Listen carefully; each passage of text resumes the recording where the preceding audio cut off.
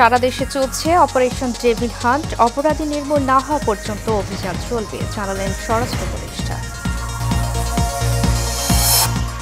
সাংবিধানিক প্রতিষ্ঠানগুলোকে রাজনৈতিক প্রভাব মুক্ত করতে হবে, বললেন সিএসসি নিরপেক্ষ থাকার ঘোষণা। বাগেরহাটে ছাত্র জনতার উপর গুলি ও বোমা বিস্ফোরণের মামলা, আসামি সাবেক এমপিএসপি সহ ৩৫ জন। এবং রংপুরের কাউনিয়া চলছে তিস্তার পানি সমস্যার গণশুনানি, দুর্দশার কথা তুলে ধরছেন নদীপথের মানুষ।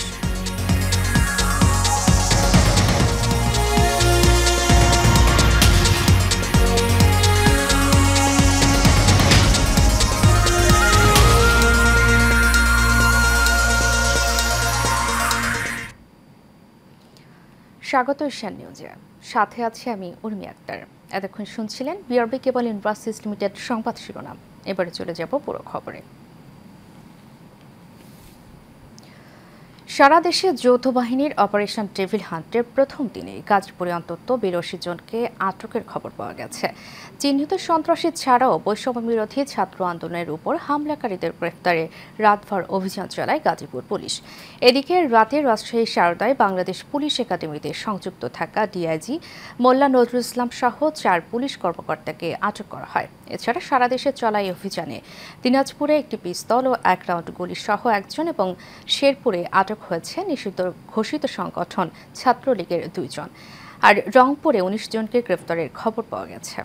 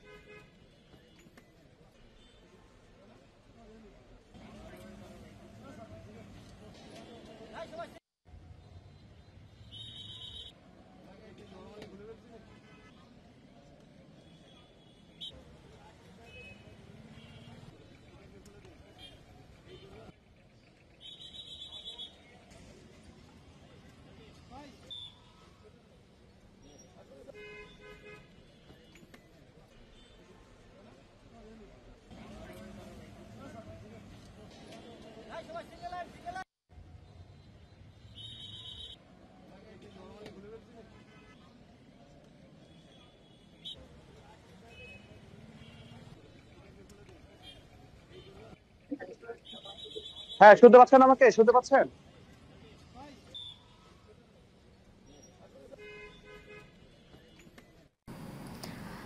দর্শক, অপারেশন ডেভিল হান্টের আরো খবর জানাতে গাজীপুর থেকে সরাসরি যোগ দিচ্ছেন আমাদের সহকর্মী আরিফ খান আবির। যে আবির, আপনি শুনতে পাচ্ছেন? আবির, ডেভিল হান্ট এখনো পর্যন্ত গাজীপুরে কতজনকে গ্রেপ্তার বা আটক করা হয়েছে, এ বিষয়ে আইন শৃঙ্খলা বাহিনী কি বলছে আমাদেরকে জানাবেন। উর্মি, আপনি জানেন গতকালকে থেকে যে আপনার সারা দেশে ডেভিল হান্ট নামে যে একটি বিশেষ গ্রেপ্তার অভিযান পরিচালনা করছে আপনার যৌথ বাহিনী, সেই অভিযানটি কিন্তু গাজীপুরে এখন পর্যন্ত ৮১ জন গ্রেপ্তার রয়েছে এবং ৮১ জনের মধ্যে গাজীপুর জেলা পুলিশ গ্রেপ্তার করেছে ৪০ জন এবং মহানগর পুলিশ গ্রেপ্তার করেছে ৪১ জনকে। এই সর্বমোট হচ্ছে ৮১ জনকে গ্রেপ্তার করা হয়েছে এবং এটি আসলে যারা বলছেন গাজীপুর পুলিশ সুপার চৌধুরী মোহাম্মদ জাবের সাদেক, যারা কোনো না কোনো ভাবে তারা ফ্যাসিস্ট সরকারের সমর্থিত ছিল এবং বিভিন্ন সময়ই তারা এই গণ আন্দোলনের যে চলেছে সেখানে তারা আপনার হামলা চালিয়েছে এবং অনেকেই কিন্তু হচ্ছে আপনার ছাত্র জনতার যে গণহত্যা হয়েছে সেখানেও সামিল ছিল, যার কারণে এরকম অভিযোগগুলো রয়েছে এবং গাজীপুরে বেশ কিছু হচ্ছে সন্ত্রাস বিরোধী আইনে মামলা হয়েছে এবং সেই সন্ত্রাস বিরোধী আইনেও কিন্তু আমরা দেখেছি যে অর্থাৎ হচ্ছে বেশ কিছু ব্যক্তিদেরকে কিন্তু আপনার চালান করা হয়েছে এবং পাশাপাশি কিছু ছাত্রলীগ, যুবলীগ বা আওয়ামী লীগের নেতাকর্মীরাও এখানে রয়েছেন এবং চিহ্নিত সন্ত্রাসীরাও কিন্তু এই অভিযানে রয়েছেন গ্রেফতারে। অর্থাৎ হচ্ছে আমাদের Gazipur metropolitan police commissioner doctor Nazmul Karim Khan আমাদেরকে যেটি জানিয়েছেন, অর্থাৎ হচ্ছে গাজীপুরে মহানগর এলাকায় অর্থাৎ হচ্ছে যেহেতু ছাত্র জনতার উপর গত পরশুদিন যে হামলা হয়েছে তাতে সেই হামলাকারীদের গ্রেফতারও কিন্তু দিনাজপুর এলাকা থেকে শুরু করে বিভিন্ন জায়গায় কিন্তু পুলিশ এবং গোয়েন্দা পুলিশের তৎপরতা রয়েছে, সেখান থেকেও কিন্তু হচ্ছে সরাসরি হামলায় যুক্ত রয়েছে এরকম বেশ কয়েকজনকে কিন্তু গাজীপুর মহানগর পুলিশ গ্রেফতার করতে সক্ষম হয়েছে এবং পাশাপাশি গতকালকে সন্ধ্যায় অর্থাৎ হচ্ছে জেলা প্রশাসকের কার্যালয়ের সামনে অর্থাৎ বৈষম্যবিরোধী ছাত্র আন্দোলনের যে একজন সমন্বয়ক ছিল মোবাশ্বের, তার উপরে যে গুলি করা হয়েছে তাদেরকে গ্রেফতার করার জন্য কিন্তু অভিযানগুলো চলছে। অর্থাৎ হচ্ছে আমরা আজকে দেখেছি যে ঢাকা বিশ্ব মহাসড়কে পুলিশ, র্যাব এবং সেনাবাহিনীর পক্ষ থেকে আলাদা আলাদা জায়গায় কিন্তু আমরা দেখেছি বিশেষ তল্লাশি অভিযান চৌকি বসানো হয়েছে। সেখানে কিন্তু হচ্ছে কোনো যানবাহন গুলো হচ্ছে তল্লাশি করা হচ্ছে। কোথাও যদি কোনো অপ্রীতিকর বা বিস্ফোরক বা অন্য কোনো রকম ভাবে নাশকতা তৈরি হয়, এই ধরনের কোনো আহ বস্তু যদি কেউ হচ্ছে সংগ্রহ করে নিয়ে ঘুরে অথবা যানবাহন গুলোতে থাকে, তখন তাদেরকে কিন্তু হচ্ছে গ্রেফতারের আওতায় আনা হচ্ছে।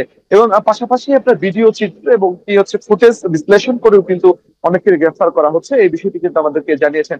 আমরা কথা বলার চেষ্টা করেছি বেশ কিছু থানার অফিসার ইনচার্জদের সাথে। আমরা কথা বলেছিলাম জয়দেবপুরের অফিসার ইনচার্জ এর সাথে, এবং কথা বলেছিলাম শ্রীপুর এবং কালিয়াপুরের অফিসার ইনচার্জদের। তারা বলছেন যে অথচ পুলিশ সুপারের নির্দেশে সেই গ্রেফতার অভিযানটি কিন্তু আসলে চলছে, এবং সেটি হচ্ছে কখন শেষ হবে সেটি পরবর্তী নির্দেশনা দেওয়া পর্যন্ত তারা চালাবেন। আর আরেকটি তথ্য আপনাকে জানিয়ে রাখতে চাই, অর্থাৎ কিছুক্ষণ আগে গাজীপুর কোর্ট যে গারদ রয়েছে সেই গারদ থেকে এই বিশেষ অভিযানে যারা গ্রেফতার হয়েছেন তাদেরকে কিন্তু হচ্ছে প্রিজন ভ্যানে তোলার সময় হচ্ছে তারা কিন্তু ইট পাটকে ছুড়ে আসামিরা আমাদের দুজন গণমাধ্যম কর্মীকে কিন্তু গুরুতর আহত করেছেন। তখন কিন্তু অন্যান্য সহকর্মীরা তাদেরকে সেখান থেকে উদ্ধার করে কিন্তু হাসপাতালে ভর্তি করেছে। অর্থাৎ হচ্ছে পুলিশের পাহারার মধ্যেই এই আসামিরা ক্ষিপ্ত হয়ে কিন্তু গণমাধ্যমের উপর হামলা চালিয়েছে। অর্থাৎ হচ্ছে এটি কিন্তু গণমাধ্যমের যে গাজীপুর টেলিভিশন সাংবাদিক ক্লাব আছে তারা তীব্র নিন্দা প্রতিবাদ জানিয়েছে। তো এই ছিল সব শেষ আমার কাছে অপারেশন ডেভিড হান্টের তথ্য। কর্মী আবির, আপনাকে অসংখ্য ধন্যবাদ আমাদের সাথে যুক্ত হওয়ার জন্য। দর্শক, গাজীপুর থেকে অপারেশন ডেভিড হান্টের আরো খবরটি আমাদের সাথে যুক্ত ছিলেন আমাদের সহকর্মী আরিফ খান আবির। চলে যাচ্ছি পরবর্তী প্রসঙ্গে। সারা দেশে অপারেশন ডেভিল হান্ট চালানো প্রসঙ্গে স্বরাষ্ট্র উপদেষ্টা লেফটেন্যান্ট জেনারেল অবসরপ্রাপ্ত মোহাম্মদ জাহাঙ্গীর আলম চৌধুরী বলেছেন, ডেভিল যতদিন শেষ না হবে ততদিন পর্যন্ত অপারেশন চলবে। সকালে রাজধানীর ফার্মগেটে মৃত্তিকা সম্পাদন ইনস্টিটিউটের নতুন মৃত্তিকা ভবন উদ্বোধনী অনুষ্ঠান শেষে সাংবাদিকদের এ কথা বলেন তিনি। স্বরাষ্ট্র উপদেষ্টা বলেন, গাজীপুরে যারা ছাত্র জনতার উপর হামলার ঘটনা ঘটিয়েছে তাদের অনেককেই আইনের আওতায় আনা হয়েছে, শীঘ্রই বাকিদেরও আনা হবে। যারা দেশকে অস্থিতিশীল করবে তাদের টার্গেট করে ডেভিল হান্ট অপারেশন চলবে বলেও জানিয়েছেন জাহাঙ্গীর আলম।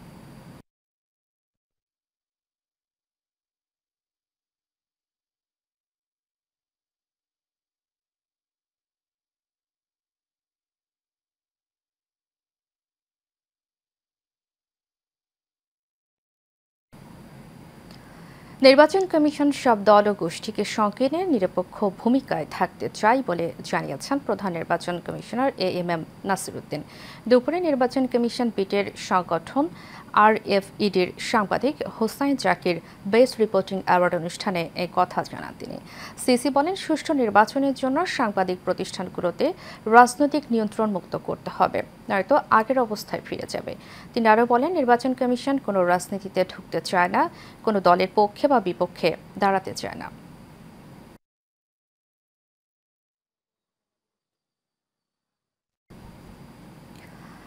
বাগেরহাটের ফকিরহাটে ছাত্র জনতাকে গুলি ও বোমা বিস্ফোরণ এবং স্থাপনা ধ্বংসের অভিযোগে শেখ হেলাল উদ্দিন, শেখ তন্ময় ও বাগেরহাটের সাবেক পুলিশ সুপার আবুল হাসনাত খান সহ আওয়ামী লীগের ৩৫ নেতাকর্মীর নামে মামলা করা হয়েছে।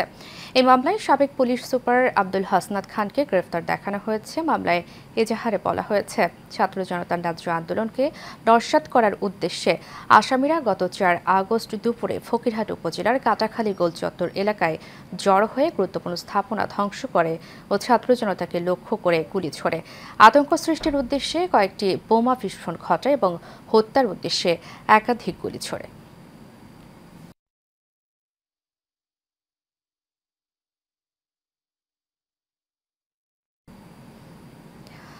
সাবেক সিসি বিচারপতি আব্দুর রউফ ইন্তেকাল করেছেন। ইন্না লিল্লাহি ওয়া ইন্না ইলাইহি রাজিউন। সকাল 10টার দিকে তিনি ইন্তেকাল করেন বলে জানান তার ব্যক্তিগত সহকর্মী। মৃত্যুকালে তার বয়স হয়েছিল 95 বছর। মোহাম্মদ আব্দুর রউফ রাজধানীর একটি হাসপাতালে আইসিইউতে চিকিৎসাধীন ছিলেন। বাংলাদেশের ৫ম প্রধান নির্বাচন কমিশনার তিনি। বিচারপতি মোহাম্মদ আব্দুর রউফ ১৯৯০ সালের ২৫ ডিসেম্বর থেকে ১৯৯৫ সালের ১৮ এপ্রিল পর্যন্ত সিসির দায়িত্ব পালন করেন। পরে তিনি হাইকোর্ট বিভাগের বিচারপতি হিসেবে নিযুক্ত হন। ১৯৯৯ সালের ১ ফেব্রুয়ারি অবসরে যান তিনি। তার মৃত্যুতে শোক জানিয়েছেন প্রধান উপদেষ্টা ডক্টর মোহাম্মদ ইউনূস।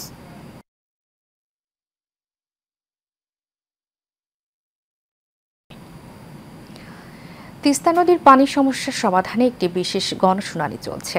জনগণের কাছ থেকে সমস্যা শোনার মাধ্যমেই সেই অনুযায়ী সমাধান নেওয়ার উদ্দেশ্যে এই উদ্যোগ নেওয়া হয়েছে। বেলা 2:30টায় রংপুরের কাউনিয়ায় অনুষ্ঠিত গণশুনানিতে অংশ নিয়েছেন অন্তর্বর্তী সরকারের বন, পরিবেশ ও জলবায়ু বিষয়ক পরিবর্তন বিষয়ক উপদেষ্টা সৈয়দা রিজওয়ানা হাসান এবং যুব ও ক্রীড়া উপদেষ্টা আসিফ মাহমুদ সজীব ভূঁইয়া।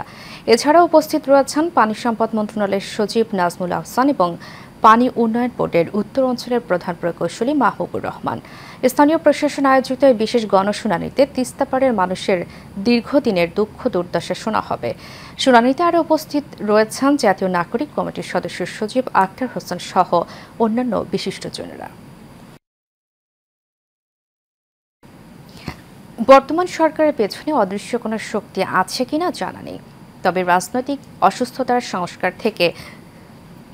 সংস্কার হওয়া দরকার বলে মন্তব্য করেছেন বিএনপির স্থায়ী কমিটির সদস্য গয়েশ্বর চন্দ্র রায়। সকালে জাতীয় প্রেসক্লাবে এক আলোচনা সভায় কথা বলেন তিনি। অদৃশ্য শক্তিকে মোকাবেলায় আবারও জনগণকে রাজপথে নামতে হবে বলেও মন্তব্য করেন তিনি। জানান, বিএনপি সংস্কারের বিরোধী নয়, কিন্তু এই মুহূর্তে বাস্তবতা বিবেচনা করতে হবে। বর্তমান সরকারের দীর্ঘ সময় ক্ষমতায় থাকার অভিপ্রায় আছে কিনা তা নিয়েও সংশয় প্রকাশ করেন গয়েশ্বর। বলেন, দীর্ঘদিন পরে এখন কেন সারা দেশে হামলা হচ্ছে তা নিয়েও জনমনে প্রশ্ন আছে। এই 32 নম্বর বাড়িটি পুকুর করে ফেলতো ভেঙে, জনগণ কিন্তু এটা নিয়ে প্রশ্ন তুলতো না। জনগণ প্রশ্ন তুলছে এই কারণে যে দীর্ঘ বিরতির পরে কেন ঘটনা, দীর্ঘ বিরতির পরে কেন এখন বিভিন্ন মন্ত্রীদের বাড়িতে আক্রমণ বা তাদের আক্রমণ। আমরা কিন্তু ন্যায় বিচারের জন্য লড়াই করছি, আমরা বিচারের আওতায় আনতে চাই, আমরা শেখ হাসিনা দেশে ফিরে আনতে চাই। এটা চলমান প্রক্রিয়া থাকবে আইনের দৃষ্টিতে, বিচারের দৃষ্টিতে। কিন্তু যতক্ষণ হাসিনাকে আমি আনতে পারবো না, তাই বলে আমি নির্বাচন করব না, এমন তো হয় না।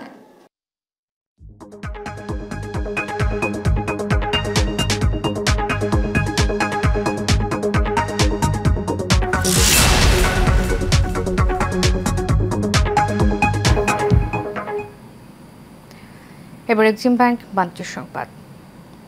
বৈশ্বিক ফ্যাশনের সঙ্গে তাল মিলিয়ে ঐতিহ্য উদ্ভাবন ও টেকসই নির্মাণকে উদ্বুদ্ধ করে দেশীয় ফ্যাশনকে এগিয়ে নিতে জমকালো আয়োজন অনুষ্ঠিত হল বাংলাদেশ ফ্যাশন লিগার্সি। শনিবার রাতে রাজধানীর একটি কনভেনশন হলে এর আয়োজন করে বাংলাদেশ ফ্যাশন লিগার্সি। আয়োজিত এই ফ্যাশন শোতে এপিক্স তার নতুন কালেকশন লঞ্চ করে। পাশাপাশি বেশ কিছু নতুন ডিজাইনার এবং বুটিক ব্র্যান্ড অংশ নেয় এই ফ্যাশন শোতে।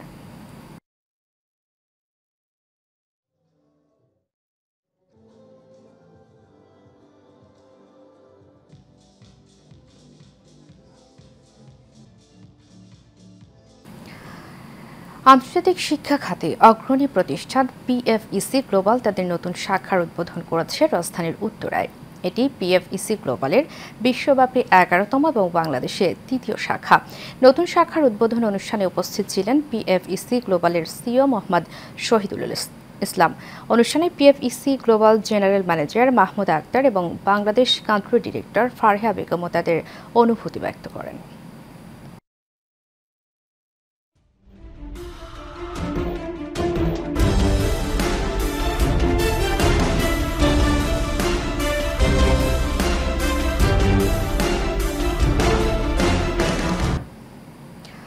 এবারে সারা বাংলার খবর। ভোলার মেঘনা নদীতে জেলেদের মাঝে চলছে ডাকাত আতঙ্ক। আর ডাকাতের ভয়ে অনেক জেলে বর্তমানে নদীতে যাওয়া ছেড়ে দিয়েছে। তারা বলছেন, মাঝে মধ্যে সন্ধ্যার পর থেকে সংঘবদ্ধ ডাকাতরা তাদের উপর হামলা চালিয়ে মাছ, ট্রলার ও জাল সহ মুক্তিপণের জন্য অপহরণ করে নিয়ে যায়।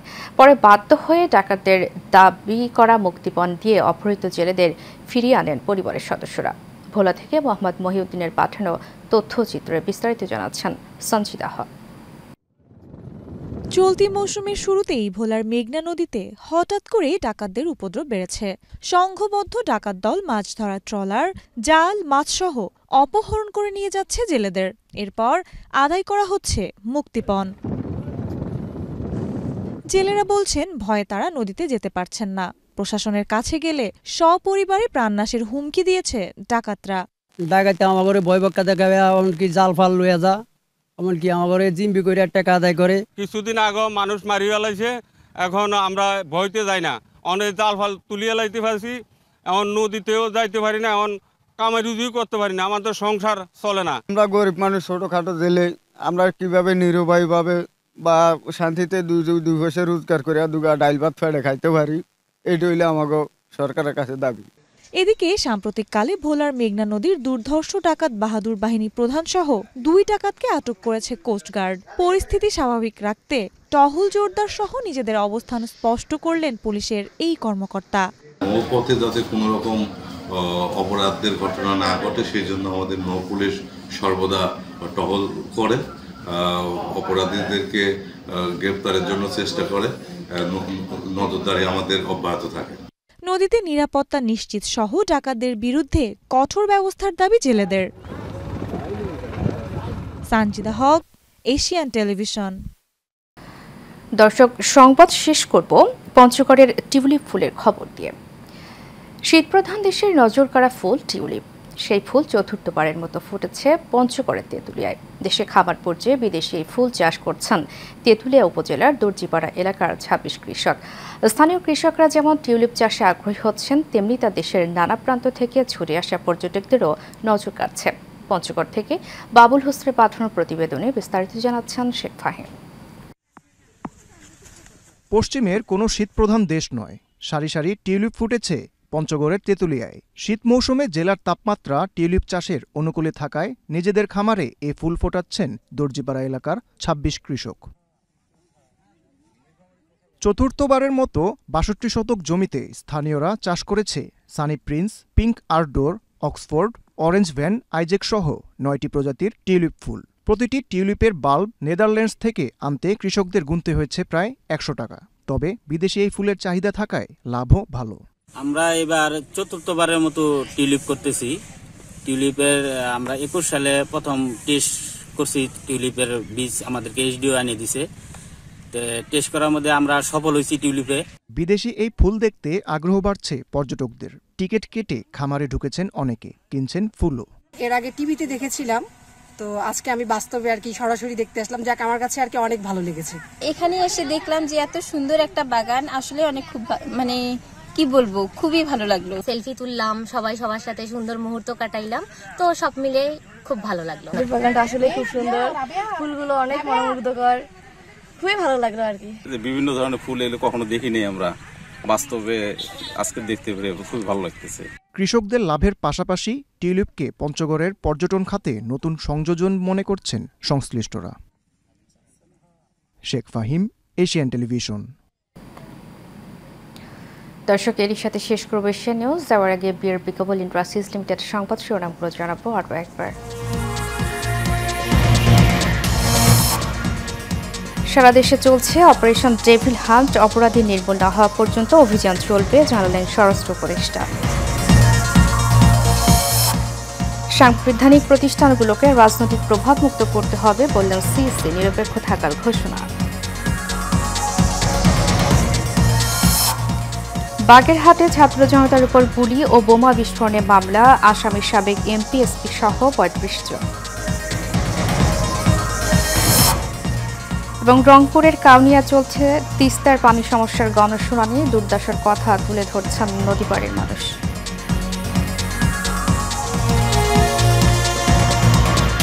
এশিয়া নিউজ এ পর্যন্তই। পরবর্তী সংবাদ দেখার আমন্ত্রণ জানিয়ে শেষ করছি। ধন্যবাদ সবাইকে।